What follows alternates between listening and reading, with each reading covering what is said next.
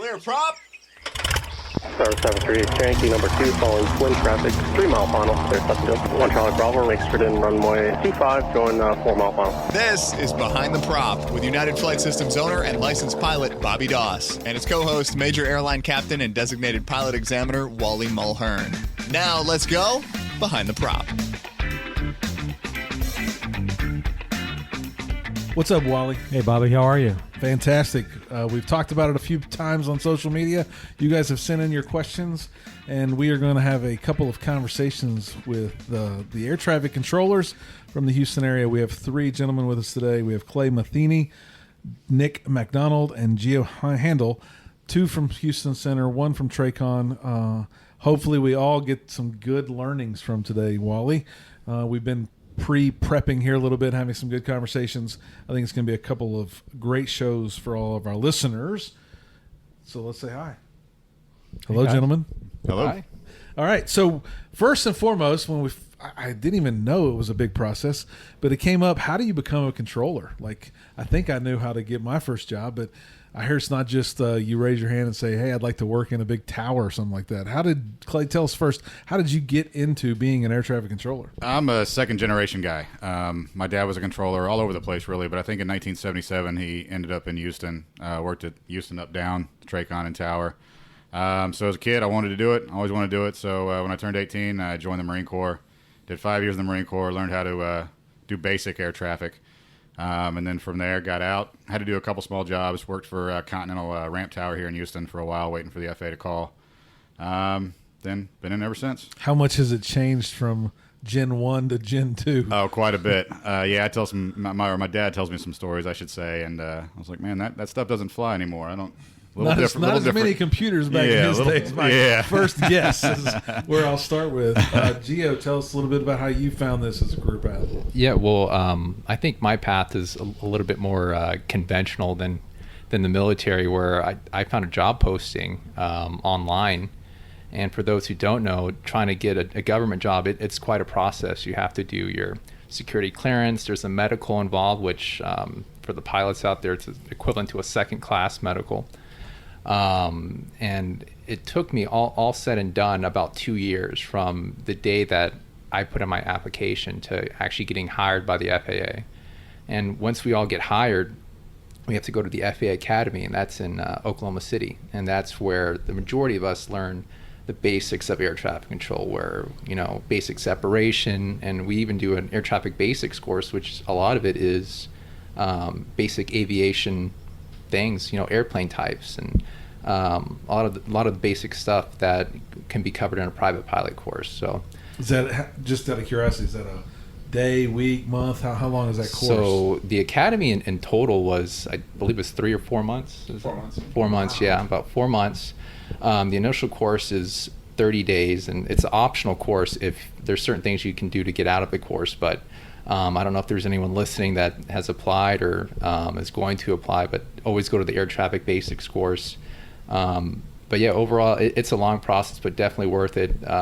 Best job in the world. Beats working for a living. I'll say that much. And Nick, how did you get into air traffic control? Yeah, mine was very similar to Gio. I had another career before this. For about 10 years, I worked in radio, like my dad, commercial radio, and just always wanted to be an airline pilot. And every time I would go to do it, I would look at how much it costs. I was like, what?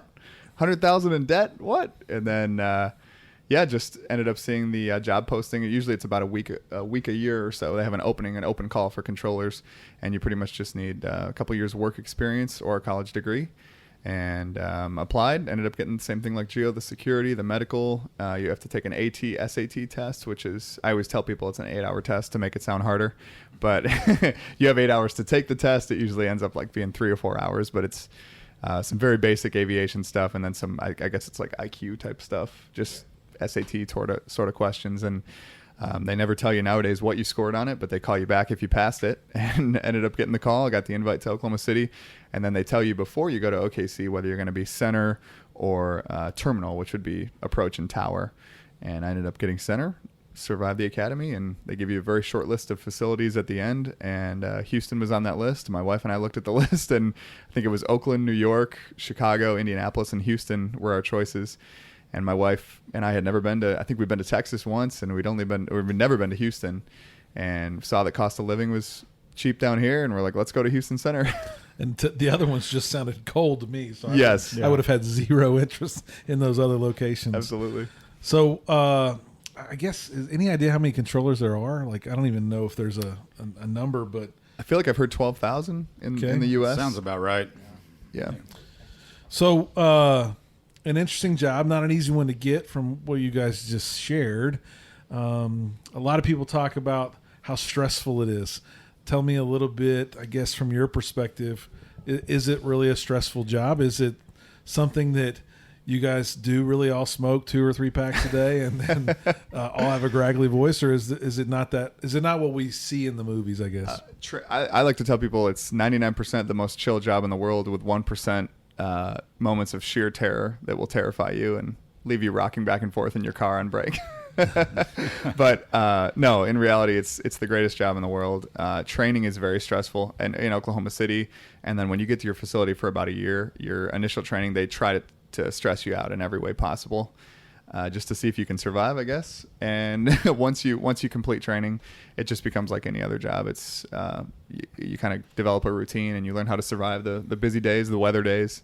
And it's a great job. I wouldn't trade it for anything. If y'all haven't noticed yet, Nick happens to be the voice of Behind the Prop podcast. Yes. And works at Houston Center as well. So if you ever hear him, you'll have to be really high, but you might hear him on the radios as well. Altitude-wise, really high. Really high in altitude-wise, yeah. So what makes it stressful? What are these 1%ers? What is it that causes the stress that I think we see highlighted in the movies for an air traffic controller? Yeah, I'm with him. You know, it's to me, I really don't stress out over this job. You do it so much over and over and over that it's just another job. But weather, emergencies, whether it be a medical emergency or an aircraft emergency, things like that. You're always trying to stay a few steps ahead. And sometimes something happens to where it changes your plan a little bit, and you got to regroup and come back, and so that can stress you out a little bit. But I would say definitely emergencies. Really, I mean, that's the main thing that'll get me going, get my brain going. In general, are pilots needy, or are we pretty subdued as well on the other side of the radio? Yeah, it can get like that. It can seem pretty overwhelming, especially when there's a lot of turbulence, and that's for us, especially in the center environment where most aircraft are up at 35,000 feet. If it's a day where 35,000 feet and above is moderate turbulence, guess where everyone wants to go? 33,000 feet. And we can only fit so many airplanes at that one altitude at any given time. So that's where it can get a little bit stressful, trying to accommodate everyone's requests. And to answer your question, some pilots are more needy than others, but generally we try to fill every request that's out there. Because at the end of the day, we're service. We provide service to the pilots, and especially I try to do whatever I can, especially when it comes to rides or shortening up a route when I can. So it doesn't bother me whenever a pilot has a request. I gotta think weather days are tough too, right? I mean, we've all traveled, we've all been delayed, we've all had Wally not wanting to leave the terminal for some reason. Whatever.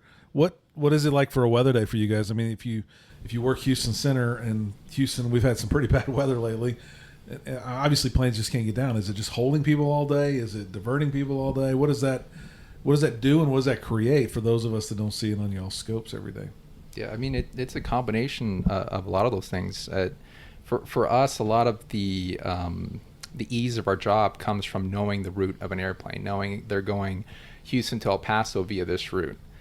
But when there's thunderstorms out there, aircraft have to start deviating, and they're going off their routes. And if there's one hole of the weather, everyone's going to start pointing towards that hole.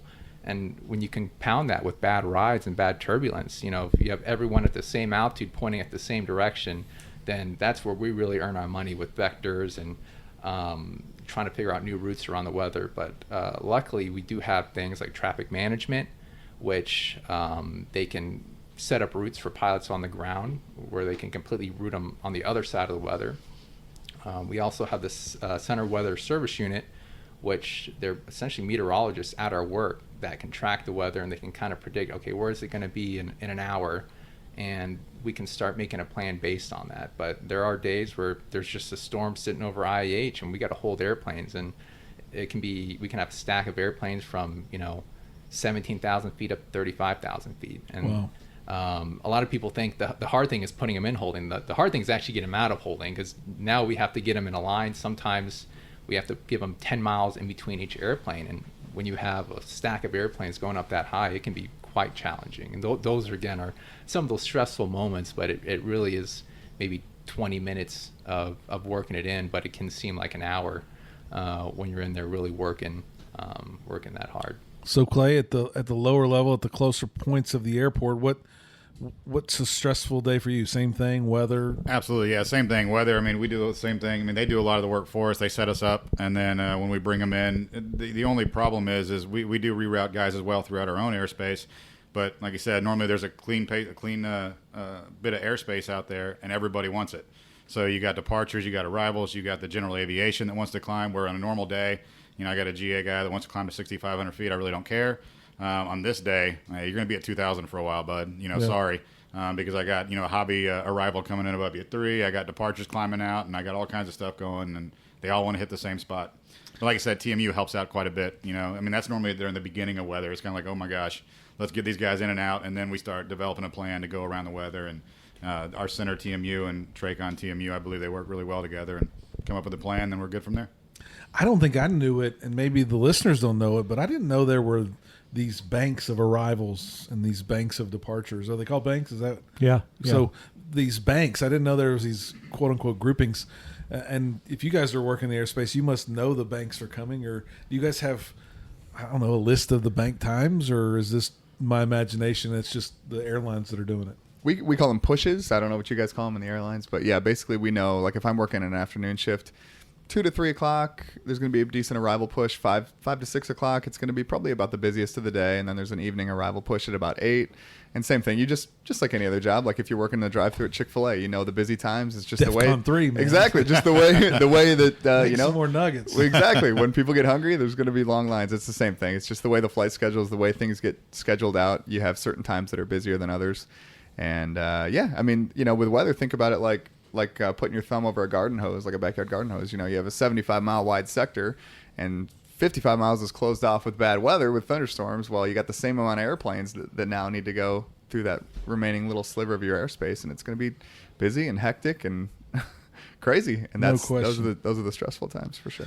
So you said you call them pushes. That brings up a movie that we've probably, if you're over 25, you've probably maybe seen it, called Pushing 10. Is that your real life, Pushing 10? If you haven't seen the movie, go watch it. Day one at the Academy in Oklahoma City is we all have to turn the lights off and watch that movie. No, I'm just kidding. Okay, maybe a little far-fetched, but unfortunately, that's what most of us probably think a day in the life of being a controller is all about. You squeezing a bunch of planes in. What don't the listeners know about controllers? Like what you do, where you sit. I mean, we have these pictures of what I think towers and centers look like, but when we're talking to Nick and Gio, for sure, you guys aren't in a tower somewhere. Like, where are you sitting, or what are you doing? I mean, what don't we know? If you've ever seen Close Encounters of the Third Kind, is another movie where I think that took place at Indy Center in the beginning. Okay. It's a dark radar room. Dark scopes. We sit with a headset on, usually I guess in a little line of scopes, and there's 3 to 4 of us in a little line there by our scopes, and each person is working a sector. In our case, the sector is 100 to 300 miles in diameter, I guess. Because again, you're working people really high up. Yeah, in the center environment usually, and that's the thing is when we describe our jobs to people too, like people outside of aviation, most people don't even know what a center is. Right. So I just say, yeah, I work in the tower. Yep. Yep. Just because it's easier to get through. It's hard to explain what a center is exactly, but usually we're working largely IFR traffic, 11,000 feet and above. Clay, you see a lot more of the lower guys down at Houston Tracon. Yeah, we do. So Houston Tracon, we own from the ground to 16,000 feet, and at most places, there's a couple of places where we own a little bit less. But we basically work from west of College Station, east of Beaumont, from north of Conroe down to the coast. And we have a similar setup. I mean, we have it's basically a big square room, and we have scopes that go almost around the entire area. Or around the entire building, excuse me. And, from there it could be, there's 20 positions opened up, or we could have it combined up. There's only 5, late at night there's only 2. but yeah, you're just sitting next to each other and getting the job done. So obviously a crazy year for all of us with COVID and everything that happened for everybody. But was it an easy year for y'all? Was it a harder year for y'all? I mean, I know. Should we talk about this? I don't know if the public wants to know about our schedule. I don't know. I mean, for us, man, the tower at this airport was on restricted hours for over almost a year, if not longer. Definitely impacted our business. It impacted aviation as a whole. It feels like things are coming back. I think we're almost back to quote unquote normal. But tell us a little bit that you can share with us about what COVID was like for ATC. In the center environment, I mean, there were some days it was almost eerie where we would be expecting our departure push and we would just maybe have 2 airplanes flying through a whole area. Because you just didn't know. I mean, how could you have known? Right? Yeah, I mean, it was definitely, and it was weird seeing all the airlines like American United. They were flying their aircraft to the desert to store them. So, I mean, just seeing all these airplanes going to a random airport, and we'd be like, okay, where are you going? You know, and they're like, oh, we're dropping it off over there. You know, in the desert, I guess it's dry, a lot better for the airplanes. And then the second favorite question we would ask is, how many people you got on board? Oh, well, we don't got anyone, or we got 2 or 3 on board. So that was eerie for a while, but it slowly started picking up, and actually got to a point where it's so busy where we would be combined on one sector. You know, a sector just being a slice of airspace, or I should say, we were combined on one position.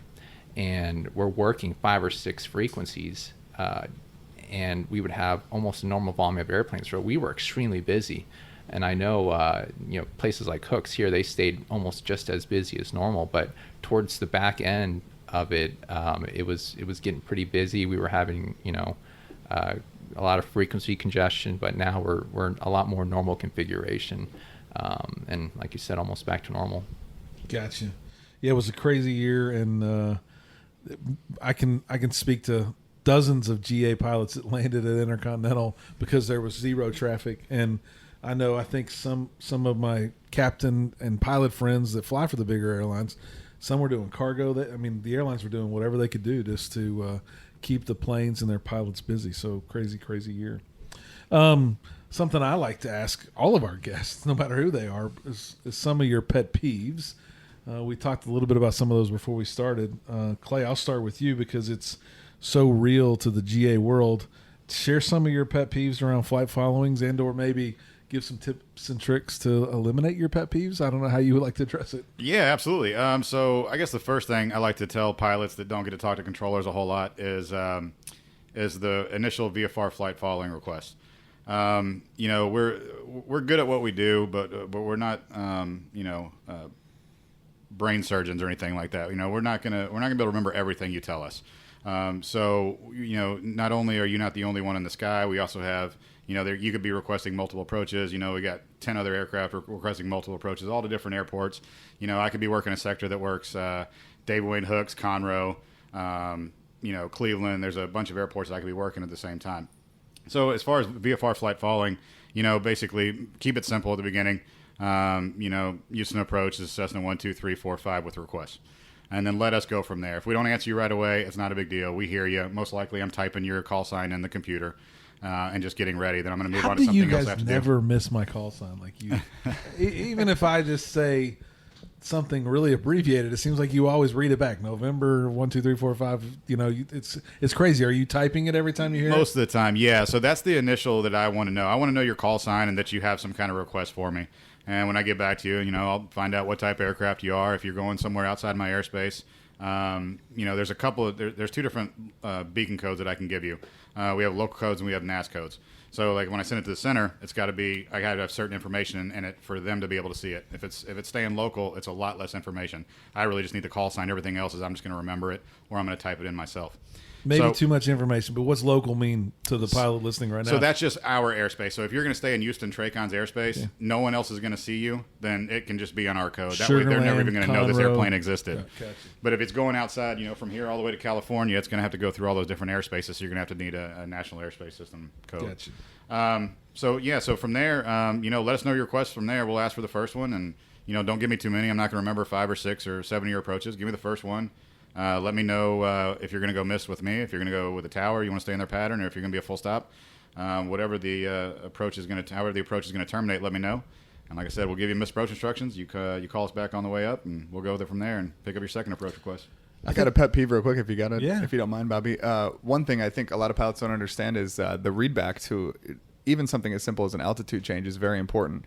We learned from day one at the academy, if we assign you an altitude and you read it back incorrectly and we don't catch it, and then you bust the altitude that we assigned, guess whose fault that is? That's yours. That's 100% on the controller, because you read back what you thought it was, and we didn't catch the readback. And so even something real simple like a fix that I'm clearing you to or whatever, if we throw something out there, be clear with that readback, because that is important to us. I've heard guys, and I've even had it on the tower here when I'm flying. I'm a private pilot, by the way, and I was flying into hooks, and the guy cleared me to land 3-5 left or whatever, and I just said clear to land, read it back, and he said clear to land 3-5 left, and I said 3-5 left.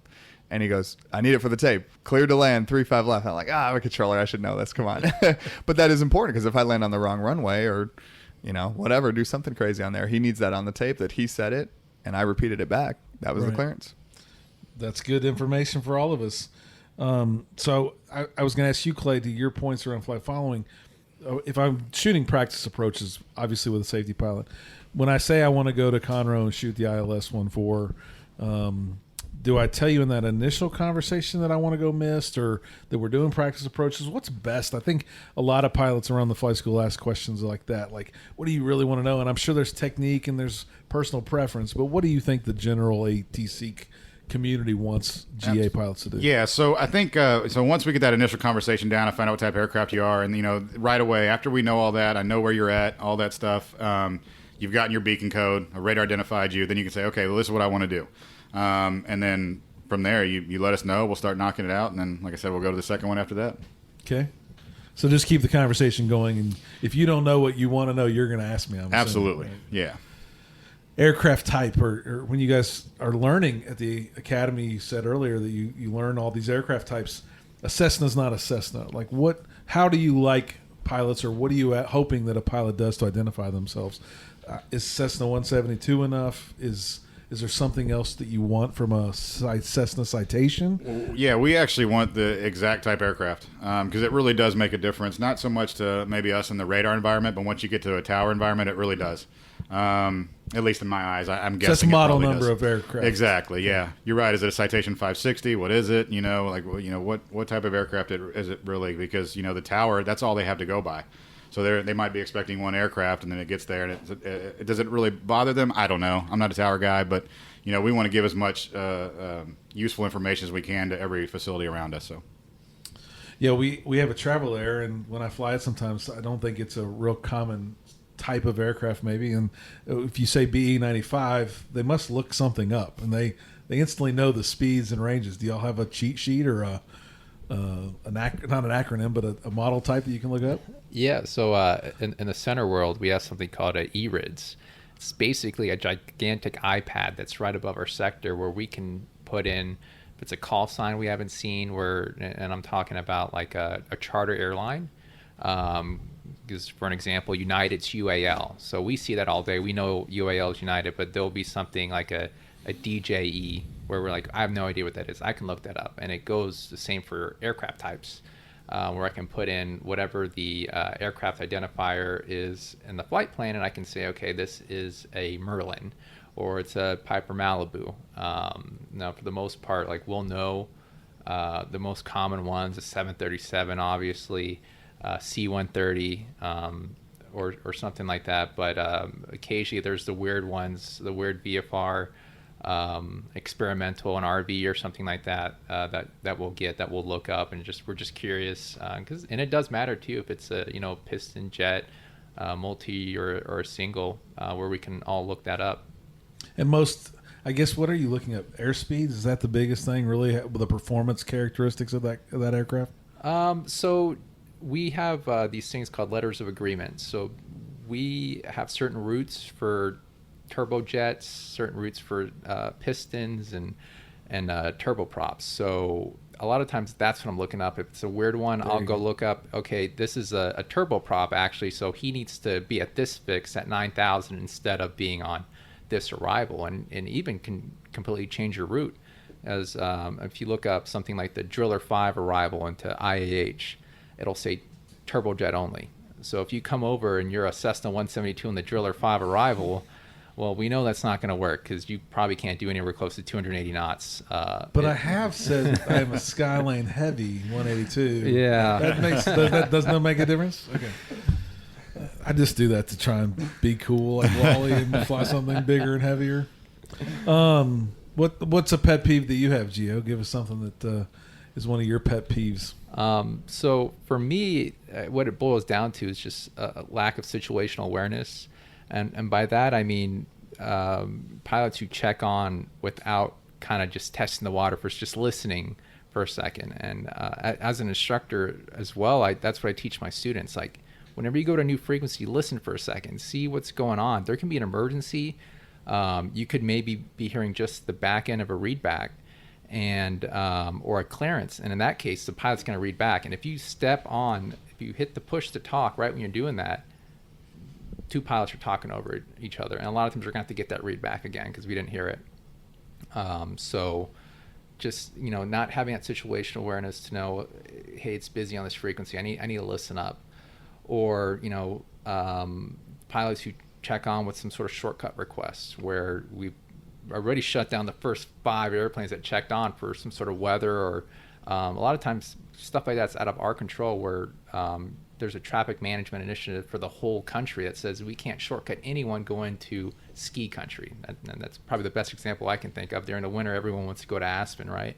I can't shortcut anyone going to Aspen. They have to stay on the route because they have certain arrival times they have to meet. So someone will check on, hey, looking for direct red table. I'm unable. The next person will check in, hey, looking for direct red table, unable red table. Then it's just adding to the frequency congestion. So that's the biggest thing I recommend. Just listen on the frequency. If you hear a controller give a clearance, give a second for someone else to read it back, because a lot of times it could be on a different frequency where you can hear them, but you can't hear the other pilot. So give a second for a read back. And there's generally not a super rush to check in. If you have to run a checklist, run your checklist. If you want to grab the ATIS, because that's a lot of times if you're looking for a practice approach request, that's the first thing they're going to ask you for. Advise when you have ATIS information alpha at College Station. So do what you have to do before rushing to check in. And I guess we talked a little bit earlier about checking in before we started recording. What's too long? What's too short? I mean, we've all heard the pilot clearly tune in the new station, push the button, say they're there with you at 12,000 feet.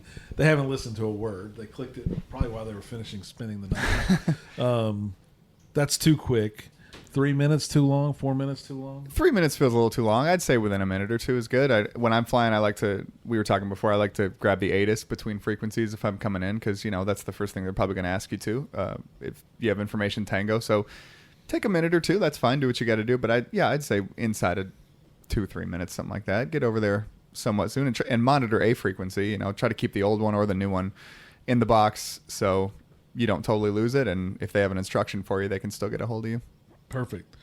And Gio, you said you're instructing. You are assistant chief here at United Flight Systems, and Nick, you're a student and voice of the Behind the Prop podcast. Is being a controller similar to being a pilot? Are there any comparisons? Are all controllers pilots? That's a great question. So generally speaking, I would say that it's less than the majority are pilots. I mean, it's very, very few are actually pilots, controllers speaking. But there are some things that definitely helped me being a pilot in the control role, because I was actually first a pilot and then I became an air traffic controller. So knowing, well, actually just flying for so long, I kind of already heard how air traffic controllers talk. So going to the academy, I kind of had that head start already. I kind of knew the flow and the cadence of being an air traffic controller. So a lot of that did help. But there can be actually some downsides. So a lot of times I'm going way out of my way. If I see a GA guy, I'm going to do whatever I can to, get him a shortcut if I can. We all appreciate it. Yeah. So I'm kind of that guy at work. You know, if there's a GA guy checking in, I'm watching out for him. But it has helped. You know, I've had cases of pilots who had an issue with like their landing gear in a Piper Arrow, where they were concerned that they can't drop the gear because they had an electrical failure. But me knowing the systems, knowing that you could still drop the gear even if you had an electrical failure in a Piper Arrow, was able to help them out. So I would say there's definitely some advantages to it. So far, like I said, it's helped me quite a bit. Okay, I got a couple last questions. These are my personal questions because I want to be a better pilot too. It seems like every time I leave the Houston airspace, I get confused between, am I talking to approach, departure, which one of you guys, and I'm thinking of y'all in a room somewhere with a bunch of dark lights and scopes everywhere. And I swear I get told to contact Houston departure sometimes. I get told to contact Houston approach. What should I say in those situations? Clay, that's probably more your field there. Yeah, honestly, as far as an approach controller, we really don't care. I mean, we don't. I mean, we see you already. Like, unless you're calling for a VFR flight plan for somebody, like you said, you know, you're getting handed off or whatever. We already see you out there. We know who you are. So you just call us Houston. You can call us approach, departure, whatever it is. But typically, that first approach controller you talk to after you depart an airport, you're going to talk to Houston departure. But then later on down the line, you might hear me call myself Houston approach to somebody else. It's just, it is what it is. It's one of those things. But yeah, for us, it doesn't really matter. How important is it that I pin Houston? Like, for me, I think early on when I started doing longer cross country flights, I got real. Am I on Lake Charles or am I on Mississippi? Am I back to Houston? Is that critical for us pilots? And is it important that we do it to be correct and not get lazy, I guess, is my point. I think in general, as pilots and controllers, we like to do things correct. And for situational awareness, it's probably a good idea to know who you're talking to. But a lot of we work the air carriers, like the Air France flies the A380s in late at night. And by the time they've come from France, they've been in the air, however, what is that, 10, 12 hours or something like that? They just call us control. Control, this is Air France. I mean, they've had so many different facilities and everything like that. But yeah, if you don't know, just check on with Houston or Lake Charles or whatever it may be, or ATC, and then try to figure out where you are and get it correct the next time, I guess. But it's not the biggest deal in the world.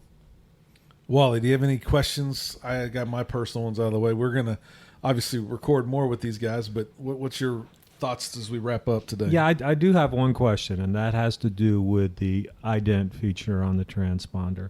What I see a lot of times on check rides is we're coming into Class D airspace, and the applicant calls up Hooks Tower or Conroe Tower or whatever, and we're 15 miles to the west inbound for touch and goes with information Bravo, and the controller say squawk 1 2 3 4. He reaches down, puts 1 2 3 4 in the transponder, and hits the ident button. And so I actually looked it up, and it's not in the regulations, but it is in the AIM. And basically it says don't push the ident button unless the controller tells you to ident. So what do you guys see when someone idents, and is it a big deal? I don't think it's a big deal because I've seen countless number of applicants do it, and we haven't been yelled at yet. So I don't think it's a big deal. So what do you guys see, and do you care if somebody does that? Or do you want them to do that? Yeah, I guess we'll just start with center because I'm sitting here next to Wally, but I don't want to go against the AIM. I feel bad doing that because people a lot smarter than me put that together for a long time, but I would say there's no disadvantage to throwing the ident out there when you're first being radar identified. It's just something that, if anything, it's going to help the controller. For us, it's 3 horizontal lines, very, very small, that come up over the target to just point it out, who you are on the scope. I just always assumed I bleep like a submarine on this bomb. Squawking emergency or something like that, or hijack is going to make a much bigger notification, if you will, on our scope. But I can't see any disadvantage to when you're first being radar identified to throwing an ident out there. A lot of times when I fly out of habit, I hit the ident button, and I've never been yelled at for it, and I don't mind. So I agree. Same thing. I mean, you might have somebody ask you to ident again, just so it was kind of formally done, but other than that, I don't see an issue. And most of the time, the approach controller is going to tell you to squawk and ident at the same time, knock it all out. So, yeah, not a big deal. Okay. Well, that'll wrap up this episode of Behind the Prop Podcast with the ATC. We will have them back very soon and ask them all the rest of the questions that we didn't even get to today. As always, fly safe and stay behind the prop. Thanks for checking out the Behind the Prop podcast. Be sure to click subscribe and check us out online at BehindTheProp.com. Behind the Prop is recorded in Houston, Texas. Creator and host is Bobby Doss. Co-host is Wally Mulhern. The show is for entertainment purposes only and is not meant to replace actual flight instruction. Thanks for listening, and remember, fly safe.